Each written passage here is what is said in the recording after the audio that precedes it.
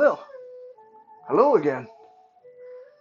It's still Sunday night, and it is still May 15, 2022, but we're here to pursue a much more peaceful pastime, Soul Search Sunday with Johnny Tiger. I read a couple of articles today with regarding to disability and uh, equality and all that stuff. And that sort of got me onto the path of thinking, categorizing, sorting through my own experiences and the experiences I've seen in others that are blind or wheelchair bound or mentally challenged, etc., etc., etc. So I've compiled a list of things, five things that people generally think people like myself, people who are blind or otherwise disabled or less abled, although I personally really do not like the term disabled because I think being, especially from a self-defense background, when you disable someone, that means that person is down for the count. And that when someone is disabled, to me that just have a kind of a negative connotation to it. I think otherwise abled or differently abled may be a better term. Did I just invent something new there? I don't know. If you agree, hashtag otherwise abled. I have no idea what hashtagging is really. This is something that I still struggle to understand. I understand tagging your videos with keywords and stuff like that, but this whole thing about hashtag, it confuses the heck out of me. So maybe if you are a pro at your internet etiquette, and maybe you can explain to me what exactly is hashtagging in the comment section. Now, for people who do not come across or interact or socialize or affiliate with people with disability, having these preconceived ideas or these mistaken ideas about us is understandable. Okay, it's not cool, it's not nice, but it's understandable because hey, I'm just the same as you guys. If you suddenly put me in a room with a guy who is uh, have no legs and minus one arm, then suddenly I'm in the same shoe as you guys. Suddenly I don't know, I don't know what that person is capable of. I don't know how to interact with him. Like, can I even say the word walk without offending him? Uh, so I understand. However, however, it usually is not just limited to people who don't know better. Sadly enough, most of the time the problem comes from the other quarter. Sadly enough, most of the time this problem comes from this stereotyping, this labeling, preconceiving, come from people that's supposed to know us really well, aka parents, family members, best friend. And this is why even after all this time, I don't know how long has there been blind people in the world. I don't know how long there have been paraplegic people in the world. But after all this time, we are still harping on this good old story. We are still advocating because people who are supposed to know better, they still have problem accepting, understanding, and uh, come to grip with our reality.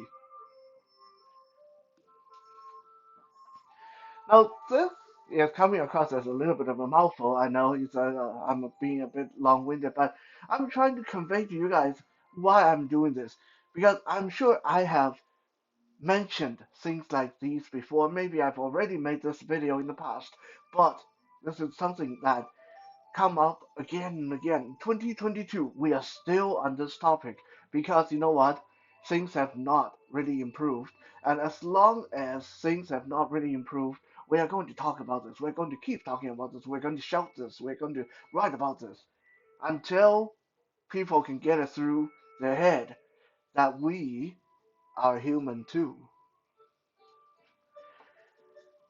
Some of you are thinking, well, yeah, of course you're human. No one say you're not human. You eat, you breathe, you go to bed, you take a crap after you eat, you have to pee, you have to drink water. Of course you're human.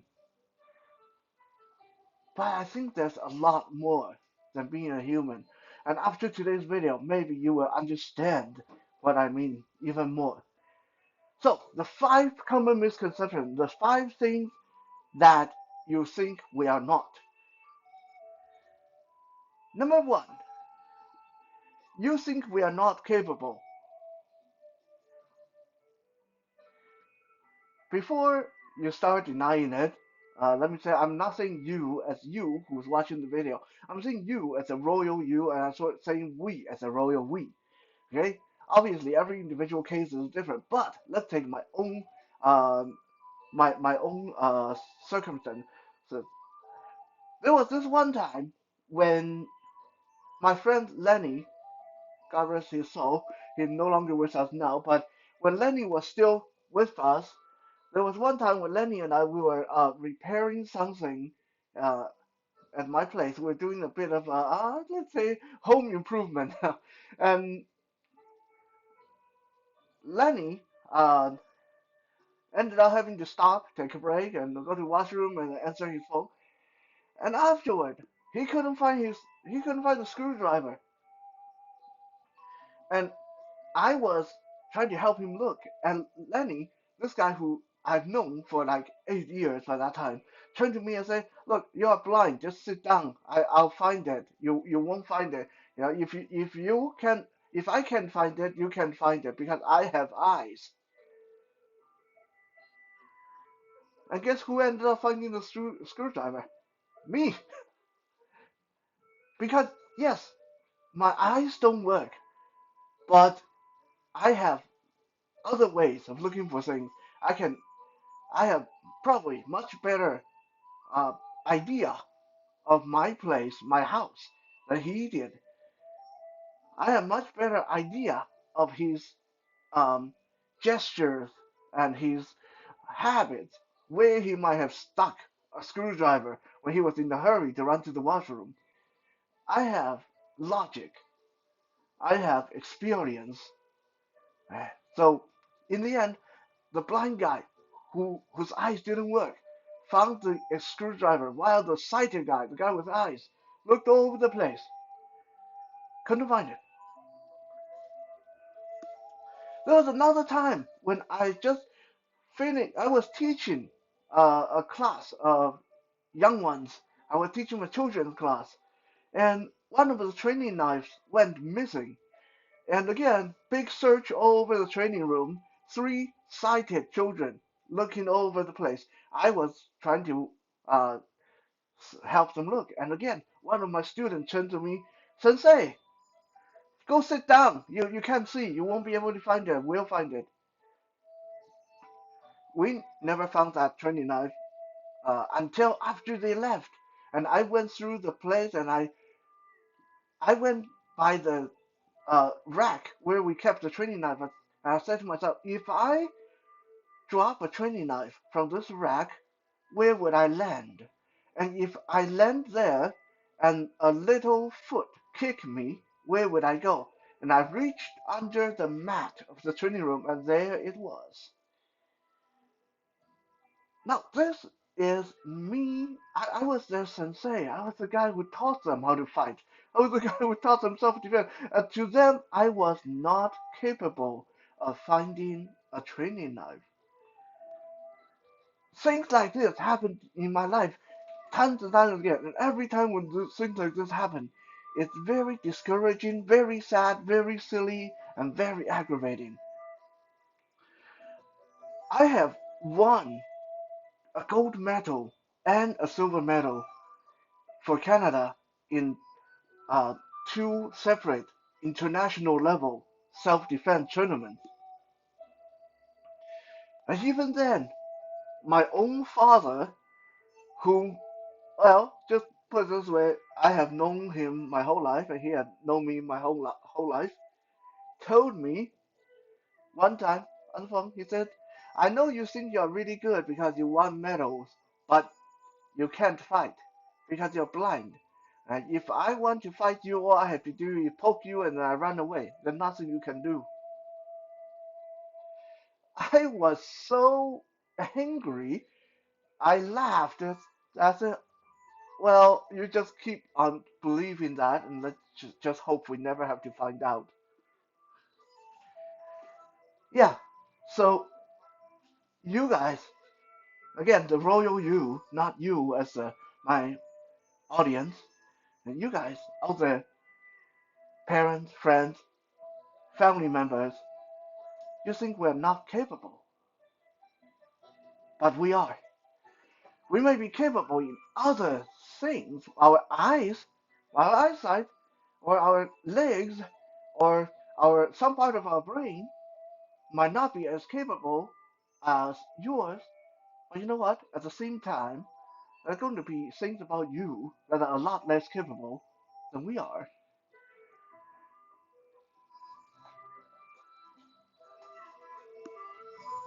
Second,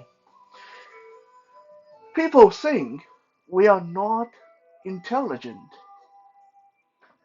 And this one is a big one. This one is really crazy. Just because I can't see, or just because someone who can't walk, or just because someone who can't talk, people think they are dim.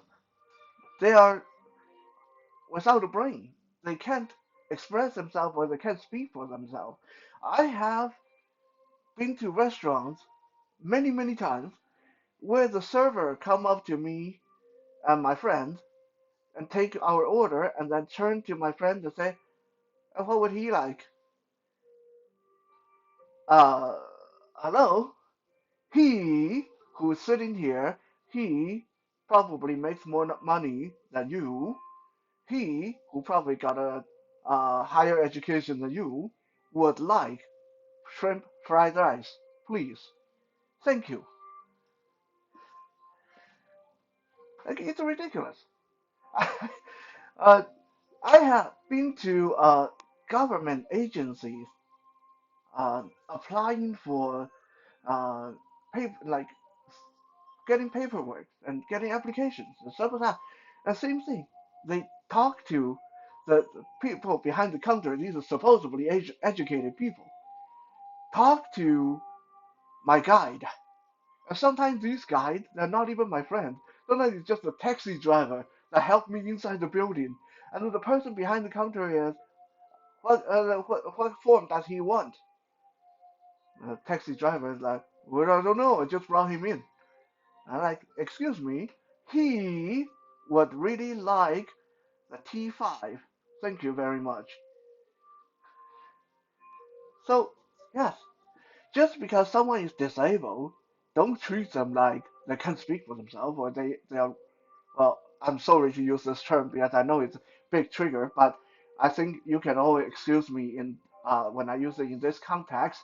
Don't treat them like they're retards, okay? Some of us are extremely intelligent. Not me. Not me. I mean, I'm not saying I'm super intelligent. I, my IQ is not really all that high, but some of us are so intelligent that there are blind people, there are people who are in wheelchairs, there are people who cannot talk out there that have 4 or 5 doctorate degrees, right? And it just make people look really stupid when they treat those people like they are not intelligent.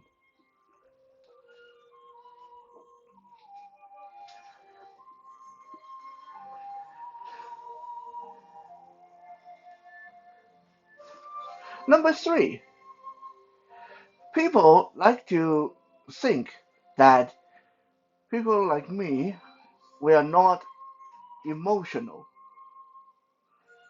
This sounds really stupid, right? I mean, even I'm sure when you hear me say this, it sounds really stupid to you. But again, I have in multiple occasions in my life I have people say to me, it's so nice being blind because you don't see all the evils that are going on in the world, and you wouldn't be bothered because you don't see them. Uh, excuse me? Would you like being blind for a while? And let's trade. I'm okay with looking at those evil things in the world, and you come and try my world for a little bit, and you tell me that if you get bothered, okay, you tell me if you are going to be happy about it. I have parents, my own parents, my mom, my dad, that said to me before, uh, "What do you have to be unhappy about? You can see all the bad things that are going on. You must live in such a beautiful world inside, and you must be content. You don't have anything to be unhappy about. If someone's looking at you, you can see that. If someone would give you the middle finger, you wouldn't be able to see it. So what do you have to be unhappy about? Well, excuse me. Maybe because I still have to pay rent. Maybe because I do have to work. Maybe because I do have feelings when I wake up in the morning. Sometimes maybe hormonal imbalance or other outside factors maybe, just maybe, that I feel sad, just like you guys feel sad. Maybe I laugh when I hear a joke. Maybe when I hear someone who have a snarly or snobbish tone when they talk to me, I feel like ripping off their head too. Of course, we have emotions. Okay? Just because we're blind doesn't mean we're some kind of Zen master who just goes through every day of our life like, blah, right? So disabled people definitely are emotional. We have emotions, just like you guys. Okay, we can wake up in the morning and be cranky for no reason. We can go to the bed, be sad for something that happened today. We can laugh because we think of a joke, and we can be angry because we perceive some bad or unfriendliness in people around us. We cry, we laugh, we rage, and we grieve, just like everyone else. In fact, if you look at what we have to go through every day, we probably have way stronger emotions than you guys. Because you know what? You don't have to wake up every day being blind.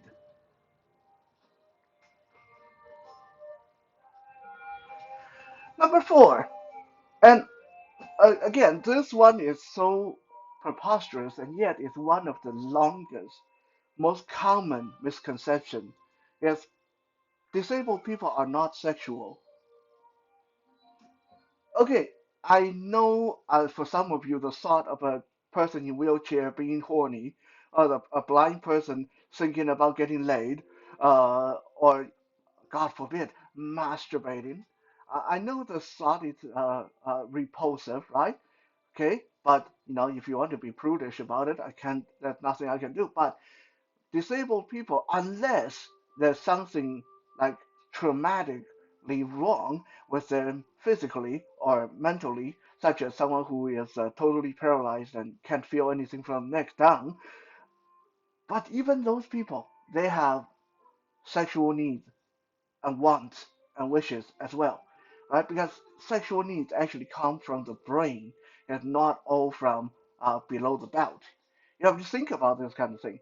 I had my own father said to me one time, "You're so lucky. You don't see how many beautiful women are out there, so you don't get distracted by being horny." I laughed. I'm like, "You have no idea. I sleep and wake up and eat and drink every waking hour. I'm thinking about sex." Okay, that just makes me sound like some kind of sex maniac or something, but it's not that it's not that I spend my every waking hour trying to fulfill my sexual need, but sex is never far from the back of my mind. I am a very strong, very athletic, very healthy male specimen. Uh, I definitely have the same or even more urges than a lot of other male species in my age group. And I am bloody good looking on top of that. Okay, so yeah, no. Um, but a lot of people think of disabled people, blind people, people in wheelchair as this asexual, angelic, um uh, non-binary, sexless thing that we are like children. We don't even think about sex. I would say that if you believe that, then you really need to go out there and have an open-minded talk with more disabled people, and you will suddenly find that disabled people are as randy, as horny, as depraved, as sexual as anybody else. Probably more so because there are a lot of disabled people who just not getting any. And why are they not getting any? They don't get any because people around them think they don't want any. People around them think they're not sexual or they're incapable. Maybe they're incapable of being sexual. Yeah, it's a sad reality.